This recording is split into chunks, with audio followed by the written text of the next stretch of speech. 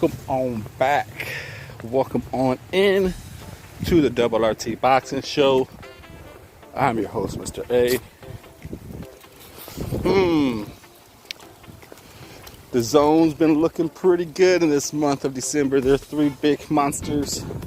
They're triple December headliners, Triple G, Canelo. They each looked good, right? Triple G looked about what we thought he would look like. Came out behind a jab. If anything, he showed a little more head movement, a little wrinkles to make it interesting for Canelo 3. We didn't expect Szeremeta to do much. Hey, he got up, 3-4 times? Did he do better than Callum Smith? Who did better, Szeremeta or Callum Smith? I think that is the question to be asked. Because Canelo, I think he overachieved what a lot of people expected. I don't think many people really felt Callum Smith could win. They thought his height and reach would definitely be problematic for Canelo. But I think a lot of people still felt, okay, Canelo's going to somehow get inside and break him down to the body. But I don't think anyone saw it to be that lopsided due to the fact that Kovalev was able to keep Canelo at bay for a long distance with a jab. But I think what a lot of people failed to mention or realize, even though they picked Canelo to win, yes, Kovalev was out of his past his prime, got knocked out, but through all that, being half-assed, being a shell of himself, being just the splatter, not the crusher, no one mentioned that he had faster feet than Callum Smith. No matter what shape he's in, no matter how many bottles of vodka he drunk, Kovalev had faster feet than Callum Smith.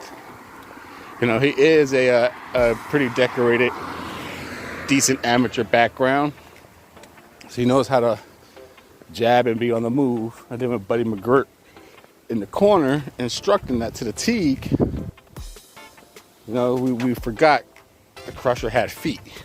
At least faster feet than Callum Smith.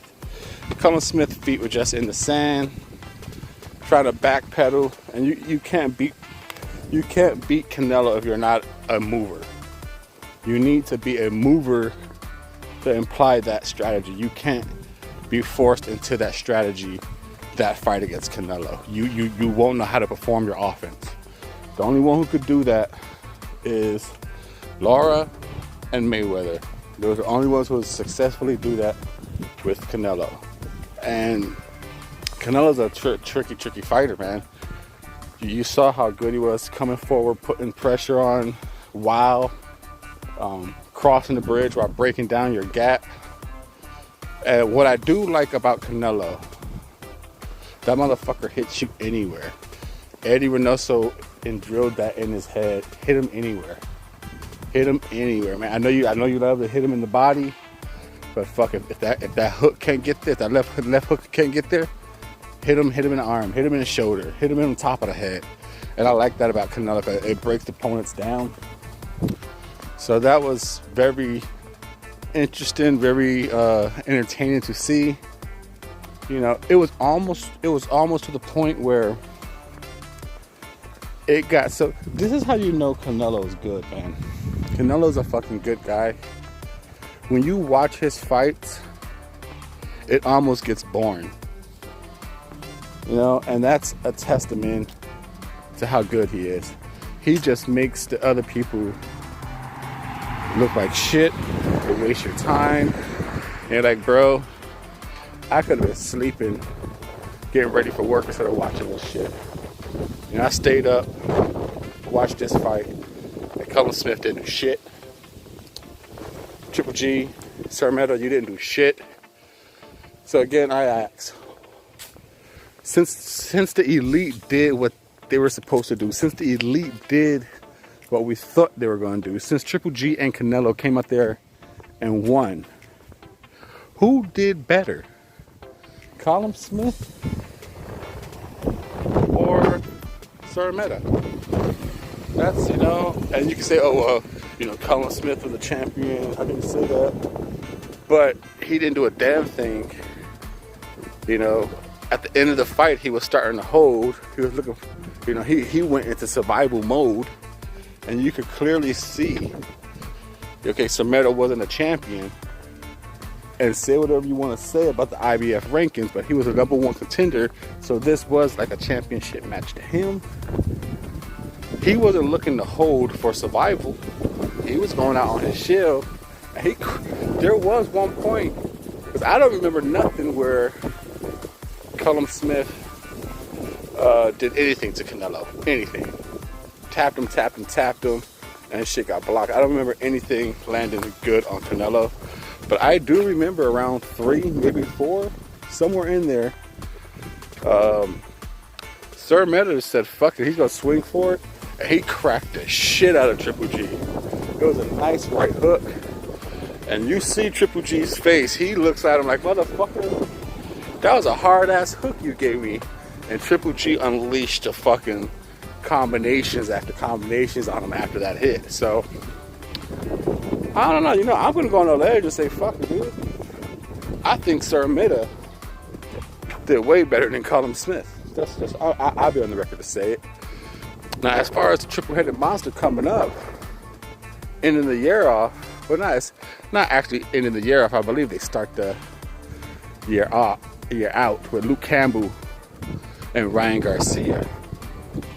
But goddamn, if that's not a flip 'em fight, call 'em fight. When this fight was first announced,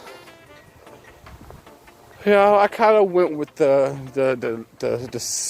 crowd. Kind of favored Luke Campbell because of his experience.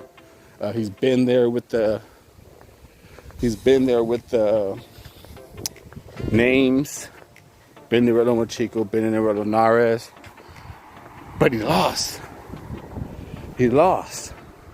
Is he a Sean Porter? Yeah, you fought the big names.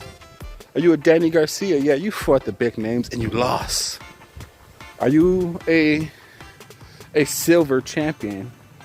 Is that what you are? Are you a silver champion? Are you a WBC silver champion? A WBA gold champion? Is that what Luke Campbell is? A champion of the B side, a champions of the B class. Because we know he could box. We know we've seen him. It's not like Luke Campbell doesn't give the fights. He gives them fights. Gave Linares a fight. He was in it with Lomachenko. He has the jab. He has the body work. The body work of punch selection. The amateur background. He has the Olympic pedigree.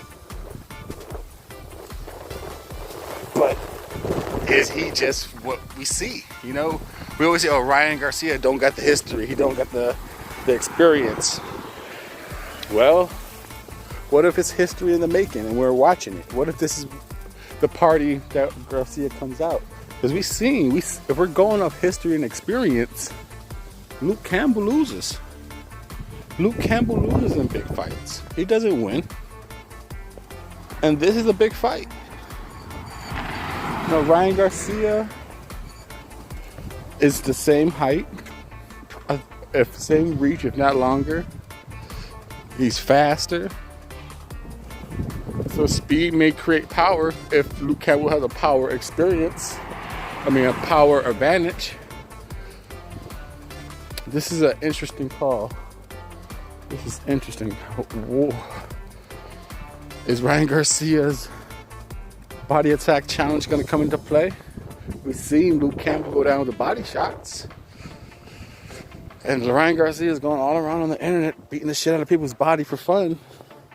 Is it a first seems outcome? Who's going to be able to slip and go, exit on the angles? Because is Luke Campbell going to fight Garcia like he did Mindy too, on the move, because he knows he couldn't bang? You know, what if he feels Ryan's speed and he knows like, damn, that's some speed and power. I can't handle that. Is Luke going to go on the move? Jabbing. Can Ryan have that footwork? Can Ryan cut off a ring on someone? We haven't seen Ryan have to execute other attributes on a judging card. We haven't seen Ryan have to execute defense, execute ring generalship, you know, execute aggressiveness. All we've seen was just speed. Very interesting.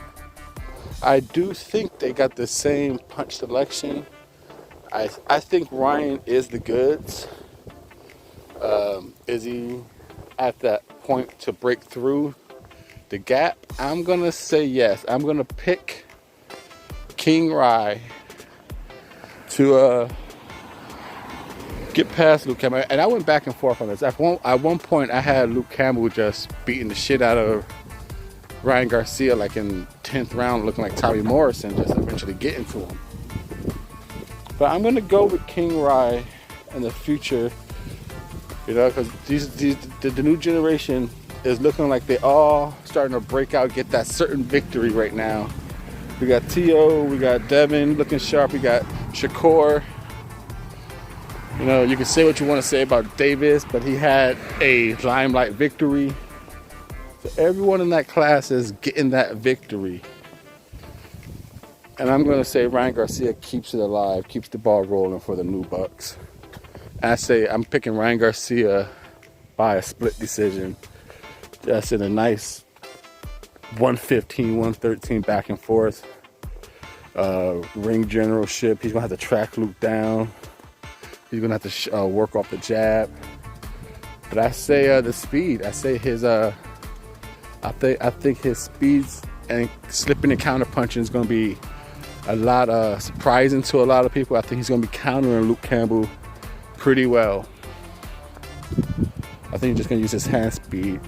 And if Campbell was to win this, I think he's going to have to track Garcia down. I think Garcia is going to try and use the ring on him. And eventually Campbell will just control him with the jab and start working him. Make a referee stop it. I don't see Camp knocking Garcia out, but I see him getting a referee stoppage if he wins. But I'm going to go with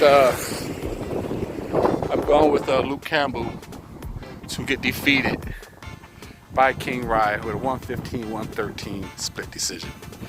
Thank you for your time and support. This is the WRG Boxing Show.